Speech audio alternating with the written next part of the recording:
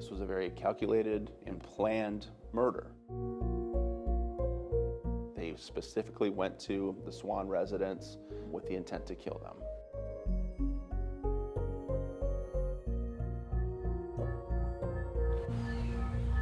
It's the kind of place to grow old in. She moved into the house in 1975. A quiet home underneath the shade of a tall oak. She loved it.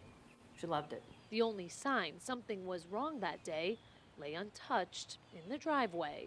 When I heard that the papers were piling up, I just panicked. Daughter Noelle Devine drove to her mother's house, hoping maybe 80-year-old Mina Swan and her 88-year-old husband David had taken a last-minute trip. But that feeling of dread she couldn't shake turned out to be just the beginning. Once inside the home, Devine discovered the elderly couple murdered. It was just a moment that no one should ever, I would wish it on no one. There is, it's my mother, and I couldn't help her. Some cases are made on DNA or fingerprints or ballistics. I think this is going to come back to good old-fashioned police work. From the start, homicide detective Brian Kanicki says there was no obvious suspect, no sign of a break-in, not even a single thing missing from the Swans' home. The couple was shot to death, and crime scene techs spent 3 days gathering evidence. Since then, more than 100 people have been interviewed, all in hopes of finding out who could possibly want to kill these retirees. In my experience as a journalist, we come across two motives time and time again: love, romance, and money.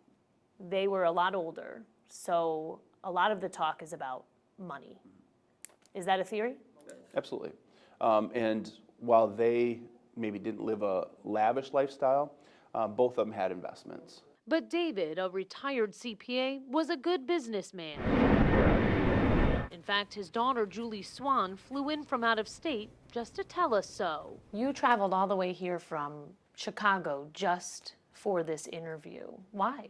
Because I want people to know what kind of people they were. Dad was the type of person that was always true to his word. He would pay out of his own pocket, so he would lose money so that other people didn't. Generous, often packing up with Mina, even bringing family along to travel the world. I still think they're on vacation. It's not real for me yet. I think they're going to come home one day and I'll have this horrible story to tell them. But they're not.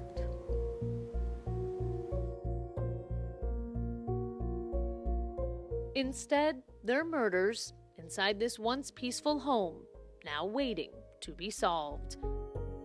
Kate McVeigh, Spectrum, Bay News 9.